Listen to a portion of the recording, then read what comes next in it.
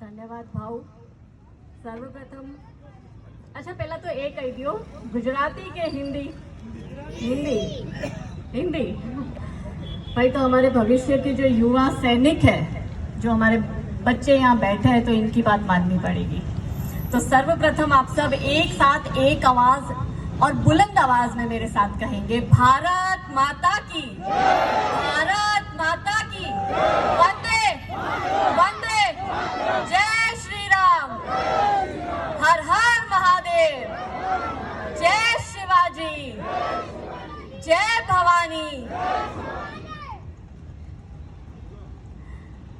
सबसे पहले तो श्याम भाई, मैं पहली बार किसी फौजी के कार्यक्रम में उपस्थित हुई हूँ और हमेशा जो जीवन का पहला ऐसा कार्यक्रम याद रहता है जब आप पहली बार किसी एक इंस्टीट्यूशन या एक ऑर्गेनाइजेशन के साथ करते हैं.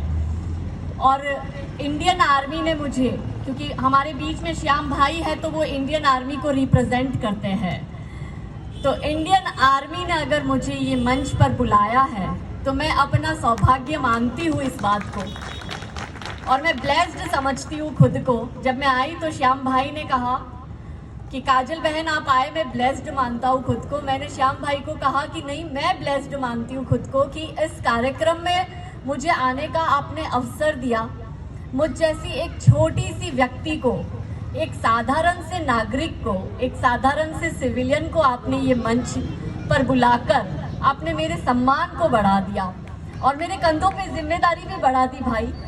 क्योंकि आपके जितना तो हम कार्य नहीं कर सकते, पर कमला माँ, आपको हम नमन करते हैं.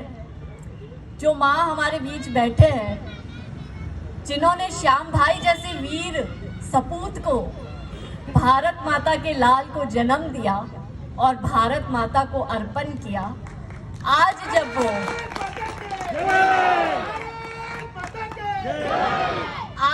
वो हमारे बीच अपना 22 वर्ष और 20 दिन का भारत माता की सेवा करके जब निवृत्ति लेते हुए हमारे बीच आते हैं, तो मुझे लगता है कि सैनिक कभी निवृत्त नहीं होता है.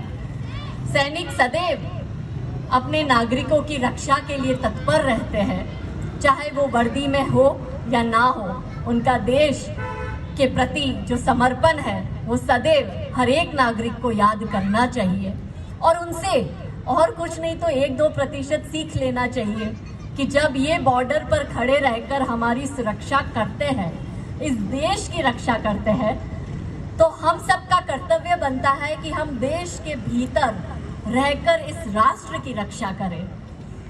और इसी बात को आगे बढ़ाते हुए श्याम भाई, मैंने एक कविता लिखी है और ये मैं आपको और आप जैसे समस्त मेरे फौजी भाइयों को समर्पित करती हूँ, जो यहाँ उपस्थित है उनको भी, और जो मुझे अभी सोशल मीडिया के माध्यम से देख रहे हैं उनको भी. ये कविता मेरे दिल के इसलिए भी करीब है क्योंकि इसमें एक सैनिक की व्यथा भी बताई है, उसके शौर्य को भी बताया है, उसकी पराक्रम को भी बताया है. तो मैं वो कविता शुरू करती हूँ कि मैं दुश्मन से नहीं डरता, मैं भारत का जवान हूँ. मैं दुश्मन से नहीं डरता, मैं भारत का जवान हूँ. मरुस्थल की रेत हूँ, सियाचिन का आसमान हूँ. मैं दुश्मन से नहीं डरता, मैं भारत का जवान हूँ. मैं जून में जलती रेत पर लेटे कहता हूँ, सर्दी आज कम है. दिसंबर की ठंड पीकर कहता हूँ, गर्मी का मौसम है. मैं बर्फ में 9 दिन दफन रहकर जिंदा निकलता हूँ. मैं बर्फ में 9 दिन दफन रहकर जिंदा निकलता हूँ. सीने में अपनी सांस को टुकड़ों में भरता हूँ. हिंद महासागर की लहरों के कपड़े बदलता हूँ. हिंद महासागर की लहरों के कपड़े बदलता हूँ. 30 डिग्री में राइफल टांग के टहलने निकलता हूँ. आदम जात की औकात क्या जब मैं कुदरत से नहीं डरता. मैं भारत का जवान हूँ, मैं दुश्मन से नहीं डरता. मेरी दिवाली में उजाले का ख्याल तक नहीं. मेरी दिवाली में उजाले का ख्याल तक नहीं. मेरी होली में रिश्तों का गुलाल तक नहीं. मुझे राखी बांधने हर साल एक लिफाफा आता है. मैंने हर सहूलत का गला घोटा, हर जरूरत नकारी है।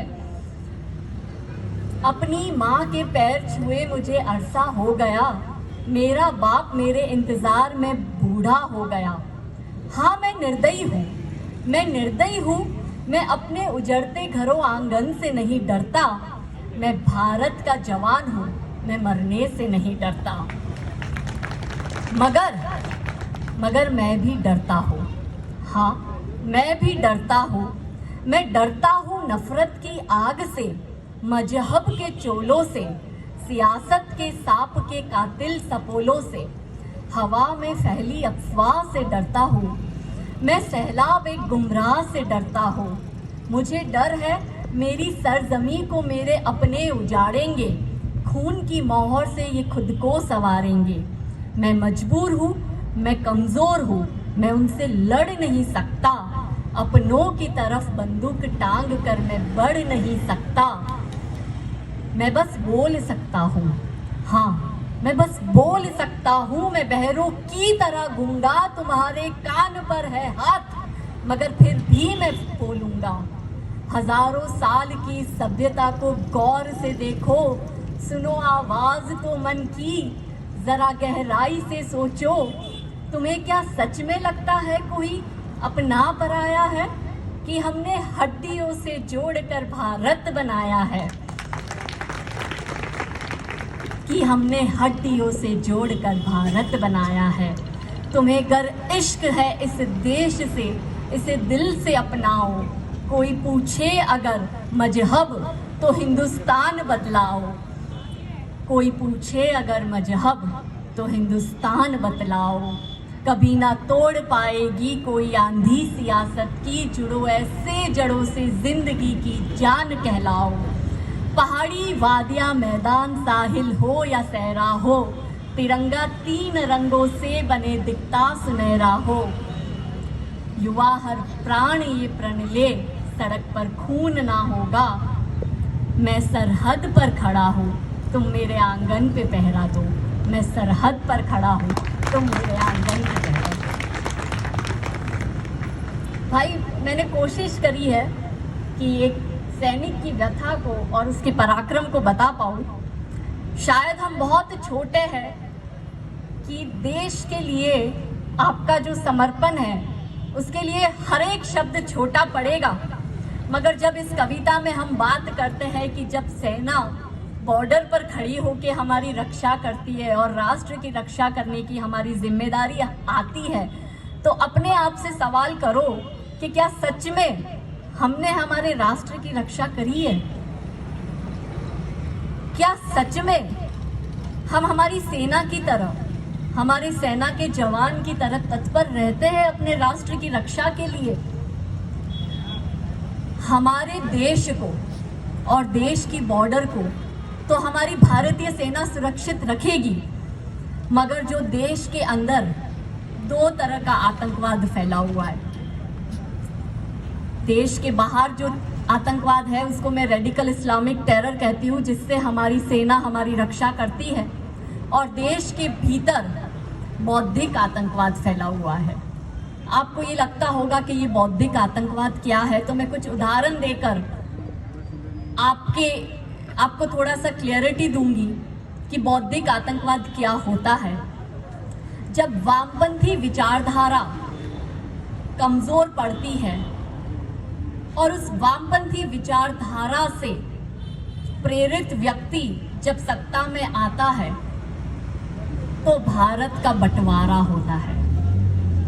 ये बौद्धिक आतंकवाद का रूप है कि जब भारत में, भारत के कॉलेज और यूनिवर्सिटीज में भारत के ही छात्र ये नारे लगाते हैं कि भारत तेरे टुकड़े होंगे इंशाअल्लाह इंशाअल्लाह, तब सेना पे खड़ा ये सैनिक सोचता होगा, बॉर्डर पे खड़ा ये सैनिक, कि मैं किसके लिए अपनी जान दे रहा हूँ, मैं किनके लिए बलिदान दे रहा हूँ, मैं किनके लिए अपना घर परिवार छोड़कर ना सर्दी देखता हूँ, ना गर्मी देखता हूँ, ना बारिश देखता हूँ, यहाँ बस खड़ा रहता हूँ अपने देश की सुरक्षा के लिए। वही किसी बाहर के आतंकवादी की ताकत नहीं कि वो देश को तोड़ पाए, लेकिन देश में बैठा ये बौद्धिक आतंकवाद जब देश को तोड़ने का षड्यंत्र रचता है, तब वो सैनिक अपने आप को बॉर्डर पर खड़ा कमजोर महसूस करता है, क्योंकि जैसा मैंने इस कविता में कहा कि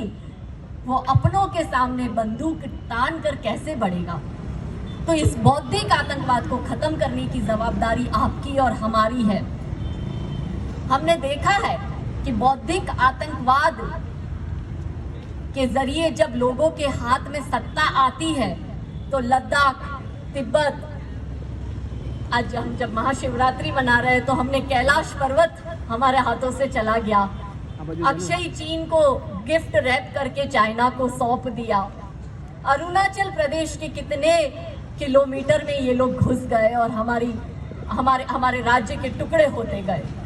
अभी कुछ दिन पहले उत्तर प्रदेश का चुनाव चल रहा है तो पप्पू अपनी एक रैली में कहता है कि भारत कोई देश नहीं है, भारत जो है वो अलग अलग राज्यों की एक यूनियन है। दुख होता है जब ऐसे कपूत इस तरह का स्टेटमेंट देते हैं।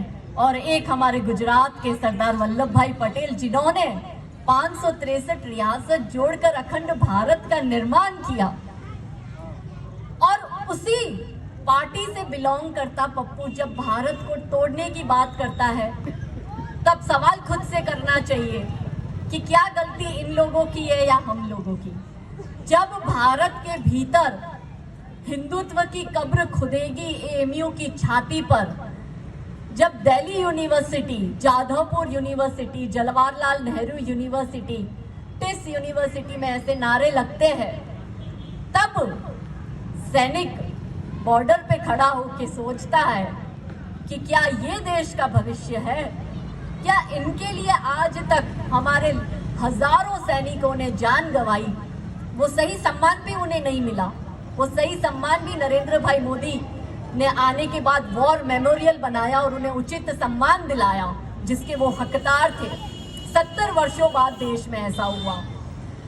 तब हमें ये सोचना चाहिए कि क्या हम राष्ट्र संभाल रहे हैं। एक बात और बताती हूँ, आज सियाचिन हमारे पास नहीं होता या अरुणाचल प्रदेश हमारे पास नहीं होता यदि इंडियन आर्मी नहीं होती, क्योंकि पिछली सरकारों ने तो सियाचिन और अरुणाचल प्रदेश को लगभग दुश्मनों को सौंप दिया था। तब मात्र भारतीय सेना खड़ी थी सरकार के सामने और आवाज उठाई थी भारतीय सेना ने कि हम मर जाएंगे पर अपने देश के टुकड़े नहीं होने देंगे।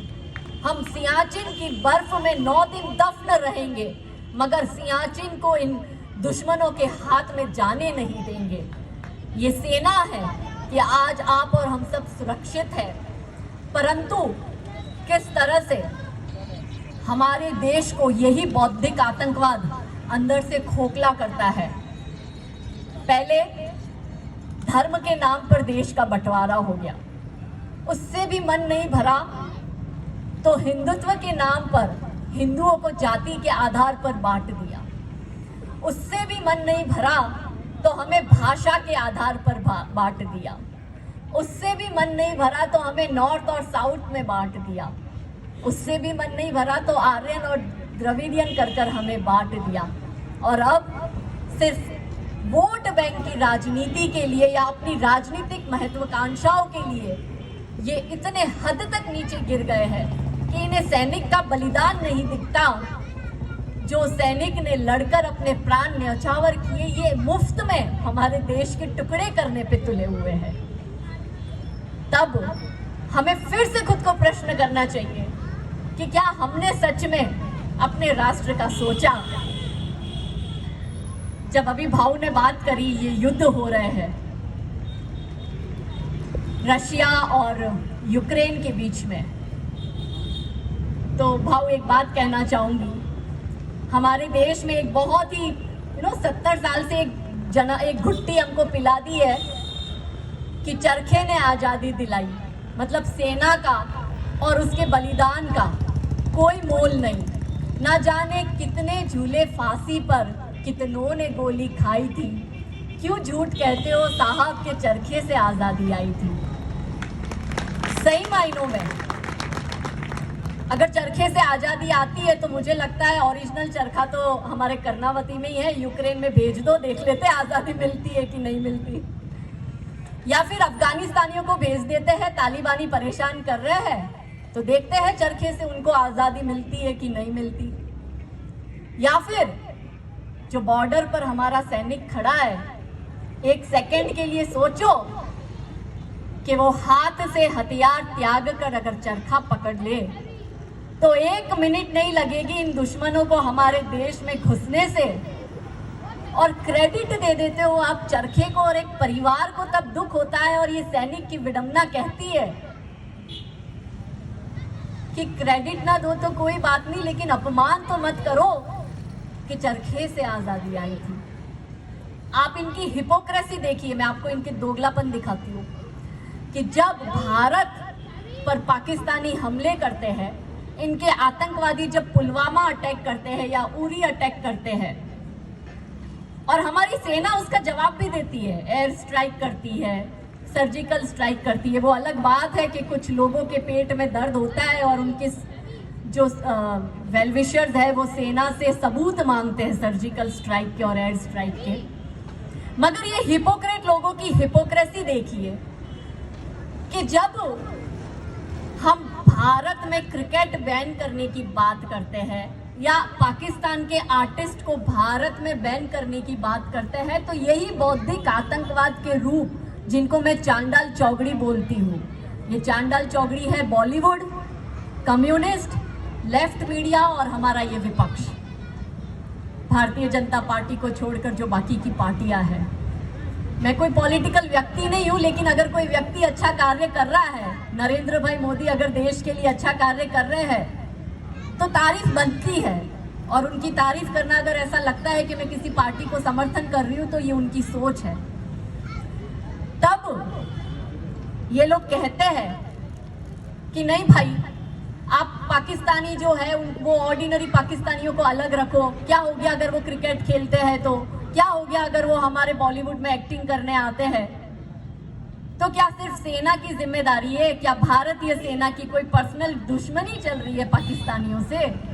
क्यों भारतीय सेना का जवान गोली खाए? हमने वो भी वक्त देखा है जब हमारे सेना में हमारे सैनिक का सिर काट कर ये लोग बॉर्डर पार भेजते थे देश में, और सैनिक के शव को तहस नहस करके भेजते थे और शव में से सैनिक की नाखूनों को निकाल कर भेजते थे। हमने वो भी दौर देखा है और आज हम ये भी दौर देख रहे हैं कि अभिनंदन वर्धमान सीना चौड़ा करके बॉर्डर पार कर कर वापस देश में सकुशल लौटते हैं।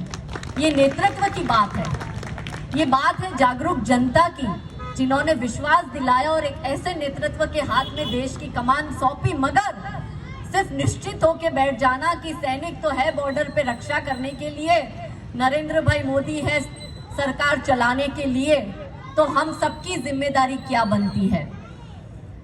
लेकिन यही हिपोक्रेट लोग अब जब बैन करने की बात करते हैं तो कहते हैं कि रशिया को बैन करो फुटबॉल में से, इनको बैन करो सिंगिंग कंपटीशन में से। और यही हमारे देश की चांडाल चौगड़ी जब पाकिस्तान आतंकवाद के जरिए अटैक करता है तो इनकी तरफदारी करते हैं। तब वो बॉर्डर पे खड़ा मेरा सैनिक सोचता है कि मैं किन के लिए बलिदान दे रहा हूँ। तो आज जब हम सब यहाँ एकत्रित हुए और 22 वर्षों का अपना कठिन कार्यकाल पूरा कर कर एक बेटा जब अपनी माँ के पास लौटा है, तो भारत माँ की जिम्मेदारी हम सबके ऊपर अब बनती है कि हम भारत माँ की रक्षा करें। आपको एक बात कहूंगी कि 54 कॉमनवेल्थ कंट्रीज है, उसमें से 53 कॉमनवेल्थ कंट्रीज 46 से 56 के बीच में आज़ाद हो गई बिना बंटवारे के और बिना नेहरू गांधी के। तो क्यों भारत का ही बंटवारा हुआ और क्यों इस बंटवारे का क्रेडिट मात्र एक परिवार को गया? वो इसलिए क्योंकि हम जैसे लोग ऐसी गलत चीज़ों को बर्दाश्त करते हैं। जब जब अधर्म बढ़ता है, जब अभी हम देख रहे हैं कि कितने अलग अलग भारत को तोड़ने के लिए जब हम जातिवाद में हमें डिवाइड करते हैं, तो कहीं पाटीदार आंदोलन होता है, कहीं दलित आंदोलन होता है, कोई मराठा आंदोलन कर रहा है, कोई जाट आंदोलन हो रहा है, कहीं गुर्जर आंदोलन हो रहा है, कहीं किसान आंदोलन हो रहा है, कहीं सीएए हो रहा है, कहीं शाहीन बाग हो रहा है। तो क्या ये बौद्धिक आतंकवाद का रूप नहीं? क्योंकि डायरेक्ट हमला करने की तो इनकी औकात नहीं, इसलिए भारत को इस तरह से तोड़ने की कोशिश में आतंकवाद का रूप देते हैं और हम सब लोग बटते रहते हैं। क्या कभी सैनिक जो वहां बॉर्डर पे खड़ा है वो कहेगा कि सिर्फ मैं मेरी जात वालों को ही बचाऊंगा? वो तो पूरी भारत माँ की रक्षा करने के लिए वहां खड़ा रहता है। तो हम क्यों जात में पढ़कर हिंदुत्व का खंडन कर रहे हैं? हम हिंदुत्व को तोड़ रहे हैं। जातियों के आधार पर बंटकर हम भारत माँ के टुकड़े कर रहे हैं। एक बात समझनी होगी कि ये देश तभी सुरक्षित है जब इस देश में हिंदू मेजोरिटी में है। जिस दिन हिंदू अल्पसंख्यक हो गया तो हर घर के बाहर भारत तेरे टुकड़े होंगे इंशाल्लाह के नारे लगेंगे। इसलिए आज अपनी बात को मैं अंत में कुछ अटल बिहारी वाजपेयी जी की मातृभूमि के नाम लिखी इस कविता की पंक्तियों से आपके समक्ष प्रस्तुत करते हुए अपनी बात को विराम दूंगी कि भारत कोई भूमि का टुकड़ा नहीं है, ये एक जीता जागता राष्ट्र है। ये वंदन की भूमि है, ये अभिनंदन की भूमि है, ये तर्पण की भूमि है, ये अर्पण की भूमि है। इसकी नदी नदी हमारे लिए गंगा है और इसका कंकर कंकर हमारे लिए शंकर है। हम जिएंगे तो देश के लिए, हम मरेंगे तो देश के लिए, और मरने के बाद गंगा में बहती हमारी अस्थियों को कोई कान से लगा के सुनेगा तो उसमें से एक ही आवाज आएगी, भारत माता की, भारत माता की। श्याम सिंह जी जिंदाबाद, श्याम सिंह जी जिंदाबाद, कमला माँ जिंदाबाद, कमला माँ जिंदाबाद। हर हर महादेव।